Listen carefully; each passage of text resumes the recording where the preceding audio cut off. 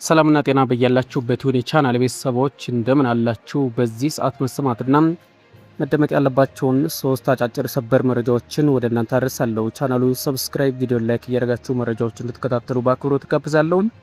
አሁን በቀጥታ ወደ መረጃው አልፋለሁ። አብራችሁን ቆዩ።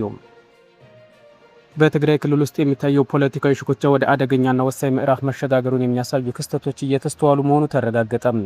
እንደዚህ ሀበሻ መረጃ ከሆነ ህወሓት በሚቀጥለው ሳምንት የክልሉን ሙሉ ስልጣን ከጊዜያዊ አስተዳደርነት እጅ በመንጠቅ ለመረከብ ማቀዱን የክልሉም አልፎም በሀገሪቱ ሰላም ዳግም ፈተና ውስጥ ከቶታል።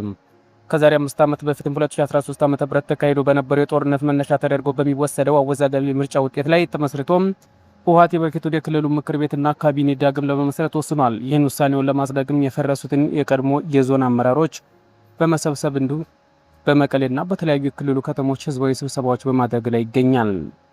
ይህ የህወሓት እርምጃ በክልሉ የጸጥታና የፖለቲካ መዋቅር ውስጥ ከፍተኛ መከፋፈል ፈጥሯል። የትግራይ ጊዜያዊ አስተዳደር ፕሬዝዳንት ሌተና ጀነራል ታደሰ ወረደ ይህንን የህወሓትን እንቅስቃሴ ፍጹም ህገወጥና መፈንቅለ መንግስት አካሄድ ሲሉ በጽኑ ኮንነውታል። ይባስ ብሎም በሌተና ጀነራል ታደሰ ወረደ የሚመራው ይህ ህጋዊ ጊዜያዊ አስተዳደር በኃይል የማፍረስ ኃላፊነት በኮሎኔል ገብረስላሴ በላይ ለሚመራውም አርሚ 22 ለተባለ ወታደራዊ ክንፍ መሰጠቱ መዘገቡም የፖለቲካ ልዩነት ወደ ትጥቅ ግጭት ሊያመራ እንደሚችል ማሳያ ሆኗል። ከዚህ ክስተት በስተጀርባም ያለው አሳሳቢ ሁኔታም ይህ እርምጃ የፕሪቶሪያውን የሰላም ስምምነት በቀጥታ የሚጥስ መሆኑ ነው። የፕሪቶሪያው ሰላም ስምምነት በትግራይ ክልል ህጋዊ ምርጫም እስከሚካሄድ ድረስ ሁሉም ተሳታፊ የሆኑ ጊዜያዊ አስተዳደር እንዲቋቋም በግልጽ ይደነግጋል። ህወሓት ይህን ዓለም አቀፍ ስምምነት ወደ ጎን በማተው አረጆ መዋቅር ለመመለስ መሞከሩም ከፌዴራል መንግስት ጋር እንዲሁም የፖለቲካና የወታደራዊ ግጭት ለመክፈት የተደረገ ግልጽ ጦርነት አዋጅ ተደርጎ ሊወሰድ ይችላል እየተባለ ነው።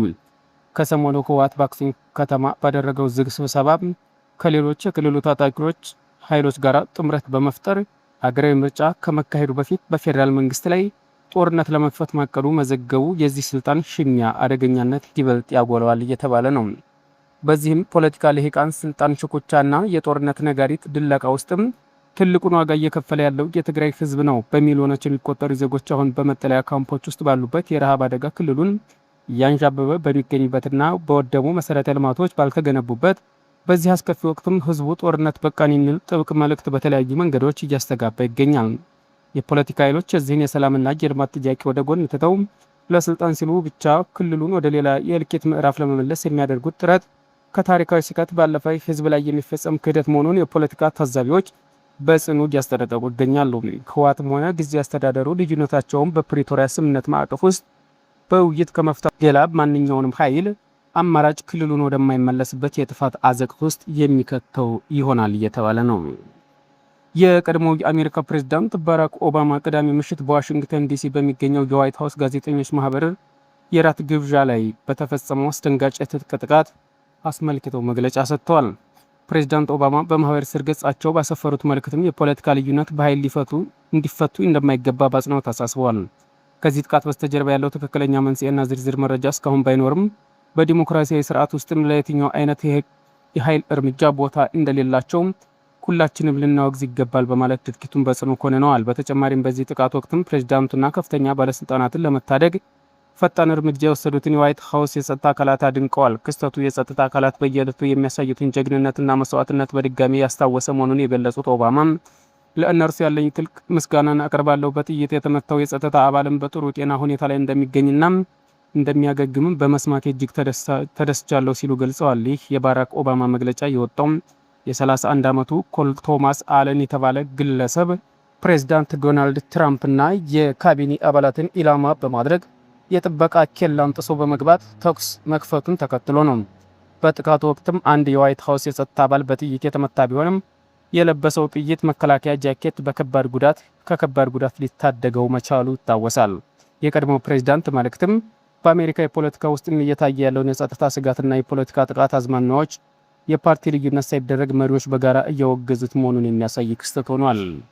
በመጨረሻም ኢራን የሆርሙዝን ባህር መተላለፊያ ዳግም ክፍት ለማድረግና አሁን ያለውን ጦርነት ለማቆም የሚያስችል አዲስ የስምምነት ሀሳብ ለአሜሪካ ማቅረቧ ተዘግቧል። ይሁን እንጂ ቴህራን በዚህ ሳምንት ውስጥም ስለ ኒውክሌር ፕሮግራም የሚደረገው ድርድር ወደ ሌላ ጊዜ እንዲሸጋገር መፈለጓን አክሲዮስ የዜና ምንጭ ስማቸውን ያልጠቀሰ አንድ አሜሪካ ባለስልጣናትን ጠቅሶ ዘግቧል። በፓኪስታን አደራዳሪዎች በኩል ለአሜሪካ የቀረበው ይህ የኢራን ስምምነት ጥያቄ የመጣው ሁለቱ ሀገራት መካከል የነበረው ድርድር በተጓተተበትና የኢራን ከፍተኛ አመራሮች በኒውክሌር ጉዳይ ላይ ምንም አይነት ማሳሰቢያም ማድረግ እንዳለባቸው የጋራ አቋም መያዝ ባቃታቸው ወሳኝ ወቅት ላይ መሆኑ ተሰምቷል።